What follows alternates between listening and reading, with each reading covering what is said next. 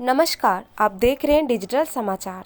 लालू प्रसाद यादव का जन्म देखने के लिए तैयार किया। देखिए, मैं तो प्रार्थना करूंगा कि जो 91 वाला तेवर दिखाए थे और 10,000 करोड़ का चारा घोटाला किए थे, कृपया कर, अब उनकी उम्र भी हो गई है, एक गुर्दा भी उनको दान में परिवार से मिला है, तो कृपया कर अब वह 91 वाला चारा घोटाला पुनः नहीं करें। यह मेरी करबद्ध प्रार्थना होगी। 4 साल जेल जाने के बाद वह 91 वाली कोई हरकत नहीं करेंगे, किसी नए श्याम बिहारी सिन्हा को पैदा करके पुनः 10,000 करोड़ का घोटाला नहीं करेंगे। यह तो मैं उम्मीद उनसे इस उम्र में जरूर कर सकता हूँ। तेजस्वी यादव रांची गए हैं, आरजेडी को वहाँ मजबूत करने की कवायद की जा रही है। सभी क्षेत्रीय दल सभी जगह घूमते रहते हैं, यह तो कोई बात नहीं है, लेकिन एक उप मुख्यमंत्री के तौर पे जो बिहार में कार्य करना चाहिए, थोड़ा बहुत समय उसके लिए भी निकलना चाहिए। आज भी मैं एक सांसद की हैसियत से कर रहा हूँ, मेरा दिगवारा हल्दिया कलकत्ता का प्रोजेक्ट आज भी भूमि अधिग्रहण का इंतजार कर रहा है। बेतिया पटना हाईवे भूमि अधिग्रहण का इंतजार कर रहा है।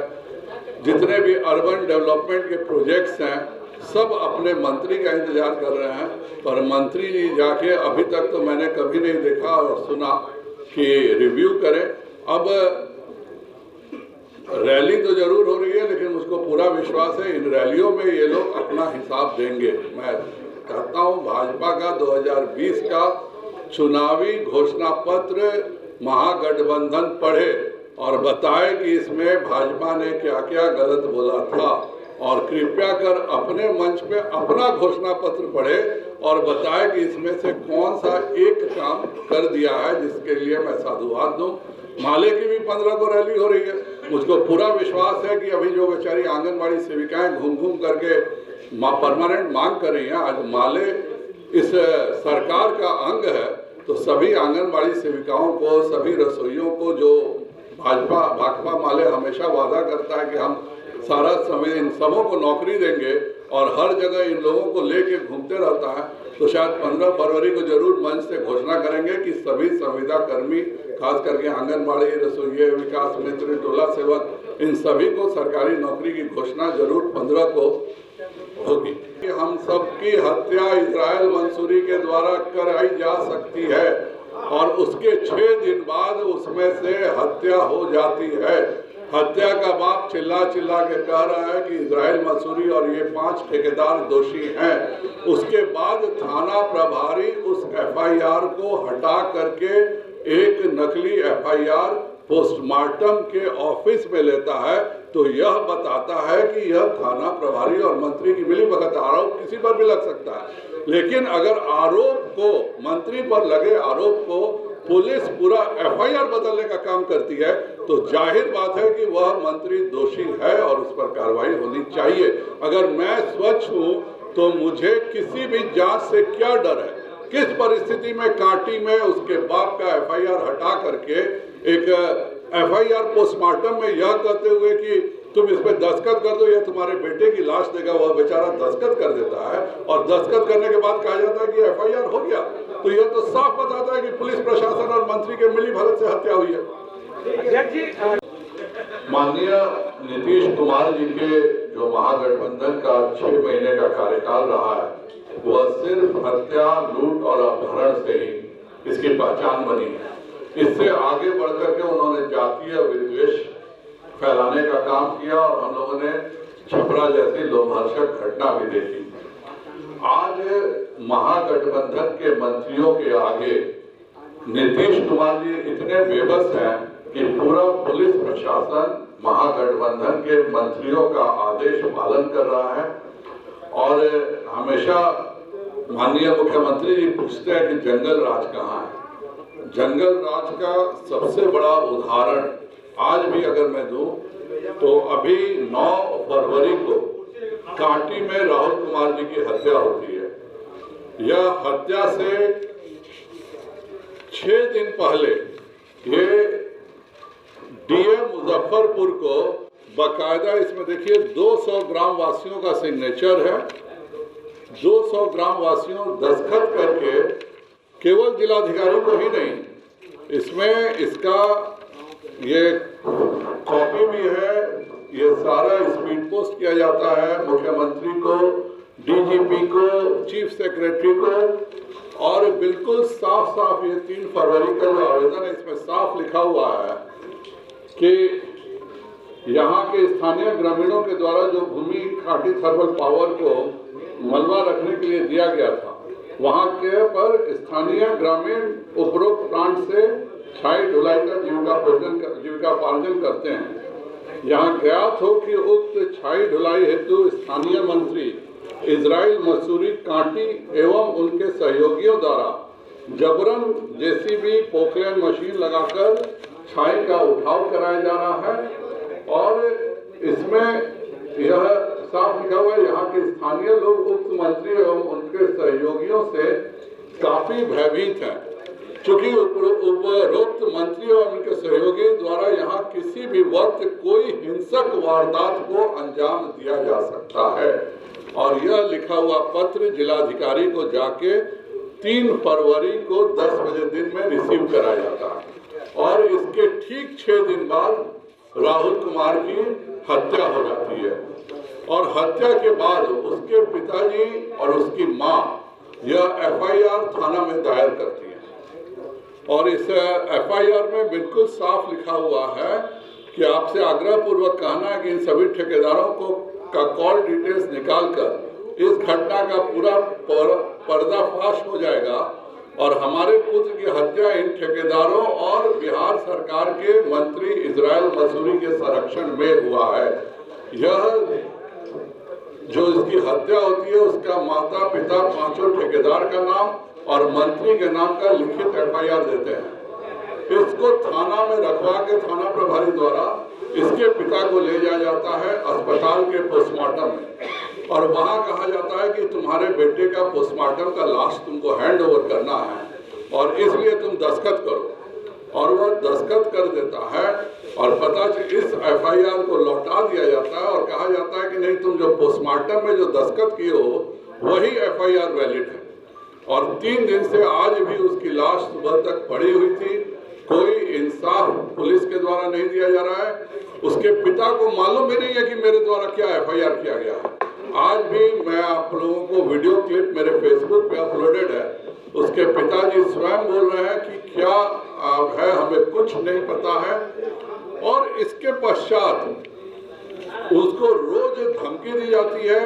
आज मेरी एसपी से बात हुई, एसपी ने कहा कि मैं डीएसपी को भेजता हूँ, डीएसपी गए थे, लेकिन आज भी उसके फर्ज बयान को यह कहा जाता है कि ओरिजिनल एफआईआर तो दायर हो गया तो यह फर्ज बयान आपका इसको भी रख देते हैं।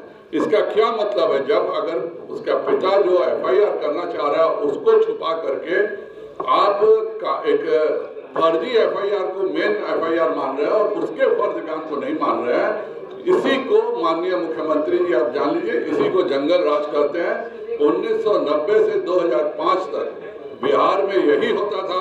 कितनी ऐसी विधवाएं आज भी घूम रही हैं जिनको यह पता भी नहीं है कि उनकी स्थिति विधवा की है या शादीशुदा की है, क्योंकि उनके बच्चों की लाश कभी मिली ही नहीं। तो आज पुलिस प्रशासन हत्याओं को संरक्षण दे रहा है। मेरा साफ मानना है कि मुख्यमंत्री जी को इजराइल मंसूरी का इस्तीफा लेना चाहिए और लेकर के अगर वह इंसाफ दिलाते हैं इस बच्चे को, तब तो आप प्रशासन की बात कीजिए। जब वह उसका बाप खुलेआम कर रहा है और एफआईआर थाना नहीं जारी कर रहा है, थाना प्रभारी का भी सस्पेंशन होना चाहिए। इस तरह की घटनाएं बता रही हैं कि नीतीश कुमार केवल और केवल एक रबर स्टैंप मुख्यमंत्री हैं और आज जो 90 से 2005 के जो आताताई थे उन्हीं का राज चल रहा है। और इसका उदाहरण आज भी देखने को मिला कि जदयू के भी उपाध्यक्ष की गोली मार के हत्या हो जाती है। तो इसमें राजद के मंत्रियों के खिलाफ अगर कोई बात करेगा तो बिहार में उसकी हत्या होगी। यह पूरा बिहार देखा है, रेलवे में, सड़क में, स्वास्थ्य में, और क्या इनको पता नहीं गुमराह करने की आदत है। समाधान यात्रा पर निकले हैं लेकिन समझ को बिल्कुल तेजस्वी जी ने नीतीश जी ने तेजस्वी के हवाले कर दिया और तेजस्वी जी ने अपनी समझ नीतीश जी के हवाले करके दोनों एकदम नासमझदारी की दरिया में दिन रात गोते लगा रहे हैं। बिहार सरकार, आप जानते हैं कि बिहार का बजट पिछली बार भी देखिएगा, जो बजट अभी बिहार सरकार का आना है उसमें कितना परसेंटेज बिहार को केंद्र ने योगदान दिया था। उसी प्रकार से इस यहाँ भी अनुदान से लेकर विभिन्न मंत्रालयों के द्वारा, विभिन्न विभागों के द्वारा क्या यहाँ जितनी राशि मनरेगा में, कृषि के क्षेत्र में, बिजली के क्षेत्र में, सड़क के क्षेत्र में, हाईवे के क्षेत्र में, प्रधानमंत्री सड़क योजना के क्षेत्र में, यहाँ प्रधानमंत्री आवास योजना के लिए यहाँ आयुष्मान भारत से, यह क्या है? बिहार को नहीं मिल रहा है तो किसको मिल रहा है? क्या तेजस्वी जी और नीतीश कुमार जी को अपने लिए कोई योजना भेज दी जाए तब उनको समझ में आएगा? बिहार में सिर्फ 2 ही लोग हैं जो मानते हैं कि मैं बिहारी हूँ। नीतीश जी और तेजस्वी जी सिर्फ अपने फायदे की बात करते हैं। कोई लूट रहा है, कोई सत्ता के मद में आकर एकदम मदहोश होकर अनाप शनाप बके जा रहा है। क्या है हो गया बिहार में? आरजेडी सुप्रीमो लालू यादव लौट रहे हैं दिल्ली, क्या प्रतिक्रिया है आपकी? ये देखिए, ईश्वर से प्रार्थना है। पहले भी जब एम्स में थे तब मैं उनसे जाकर मिला हूँ। जब भी उनकी तबीयत खराब हुई मैंने उनसे जाकर मिला हूँ। जब वह सिंगापुर में थे तब भी हमारी उन लोगों से बात उनके विधायकों से हुई थी, जो हमारे संपर्क में पता चला कि सिंगापुर जा रहे हैं, तो उनसे भी बात हुई थी। ईश्वर से प्रार्थना है जल्द स्वस्थ हो और दीर्घायु हो, ये मैं ईश्वर से कामना मैं कर रहा हूँ। दूसरा कि आप बता रहे थे एक प्रश्न कि गृह मंत्री जी आ रहे हैं 25 को, वाल्मीकि नगर में आएंगे, पश्चिम चंपारण की लोकसभा में वह एक सभा करेंगे, लोकसभा सम्मेलन करेंगे, वहाँ के लोकसभा के कार्यकर्ताओं से वहाँ मिलेंगे, एक आम सभा भी करेंगे। और यह सोचिए कि भारतीय जनता पार्टी कैसी संगठन है, संगठन महामंत्री और राष्ट्रीय अध्यक्ष भी यहाँ लोकसभा सम्मेलन में आते हैं, कार्यकर्ताओं से मिलने के लिए आते हैं और उनके साथ बैठकें करते हैं। और कोई क्या होगा तुलना भाई, लोग इस क्या, आप जाइएगा बढ़िया से, जब वीडियो आप बनाएंगे तो ज़रा हमको दिखाइएगा, गिना देंगे कि कितने कितने वहाँ कौन कौन लोग हैं, आए भी तो किस प्रकार के लोग आए, और जब आए थे नहीं, अगर आए तो जिसकी उम्मीद कम है, लेकिन आएंगे तो आने वालों को आप वीडियो में कैद करके देखिएगा कि उस प्रकार वहाँ आने वाले लोग कौन कौन लोग हैं। मैं बताऊँ हाँ, दिन क्यों रखा गया है डेट? भैया मेरा डेट तो पहले से था, तो डेट क्यों, एक दिन क्यों नहीं? एक दिन में 4 कार्यक्रम हो सकता है। और माननीय गृह मंत्री जी का एक कार्यक्रम तो है नहीं, वहाँ आएंगे, वाल्मीकि नगर के बाद यहाँ पटना आएंगे, पटना में स्वामी सहजानंद सरस्वती जो हमारे किसान मजदूर नेता हैं, उस दिन किसान मजदूर समागम होगा, वहाँ उनकी जयंती समारोह मनाई जाएगी। तो एक ही दिन में बिहार में समय रहता था, एक दिन में तो कहते हैं कि मैं 4 जगह जा सकता हूँ, लेकिन महागठबंधन का रैली उसी दिन क्यों है? महागठबंधन का रैली क्यों है उनसे पूछिए। यहाँ जब हमारे भारतीय जनता पार्टी के राष्ट्रीय अध्यक्ष और हमारे माननीय गृह मंत्री जी जब आए और जब आगे आएंगे तो उसकी तैयारी जनता की थी, आगे भी जनता करेगी। और उनके वो जो है ना रैली, उसमें भी आपको तुष्टिकरण दिखाई पड़ेगा। इतनी खराब स्थिति विधि व्यवस्था की बिहार की हो सकती है, बिहार के लोग सोचे भी नहीं थे। 1100-1200 हत्याएं हो गई जब से यह सरकार बनी है, तब से लेकर 400 से ज़्यादा यहाँ हत्या के प्रयास किए गए हैं। 200 के लगभग यहाँ माँ बहनों के साथ निर्मम बलात्कार हुआ है। यहाँ अपराधी खुलेआम घूमते हैं। छपरा की घटना को देखे होंगे कि आरजेडी के एक नेता ने, आरजेडी से जुड़े एक मुखिया ने 2-3 नौजवानों को इस बेरहमी से पीटा, मोटे डंडे से पीटा, चिल्लाता रहा, रहम की भीख मांगता रहा, लेकिन उस पर क्रूरता के साथ जैसे कोई राक्षस प्रहार कर रहा हो उस प्रकार से प्रहार करके 2 को तो मौत की नींद सुला दिया, एक अभी जिंदगी और मौत से जूझ रहा है। और जिस प्रकार से यहाँ हत्याएं के प्रयास हो रही है, चोरी हो रही है, पिछले 2 सप्ताह में देखिए यहाँ 11-12 इस पटना, यह बिहार की राजधानी में बड़े वारदात हुए, 5 लोगों की उसमें मौत हो गई। बिहार से लोग पलायन कर रहे हैं। नीतीश कुमार जी और तेजस्वी जी का यह गठबंधन बिहार को बर्बाद और बदनाम कर दिया है। एक भी उद्योग जगत के लोग यहाँ आना नहीं चाहते हैं। बेरोजगारी का आलम है। यहाँ हर प्रकार की असुविधाओं का यह साम्राज्य और अपराधियों के शासन के रूप में यहाँ शासन अपराधी हो गया। अपराधी यहाँ खुलेआम घूम रहे हैं। यहाँ सरकार नाम की कोई चीज़ नहीं है। यहाँ विधि व्यवस्था को अपराधियों ने अपने हाथ में ले लिया है। बेलगाम है। और सबसे घिनौनी बात है कि सरकार के द्वारा, महागठबंधन की जो सरकार है उसके द्वारा अपराधियों को संरक्षण प्राप्त हो रहा है। बिहार के लोग भयभीत हैं, त्राहिमाम कर रहे हैं। ऐसे खबरों के लिए लगातार डिजिटल समाचार के साथ बने रहें। धन्यवाद।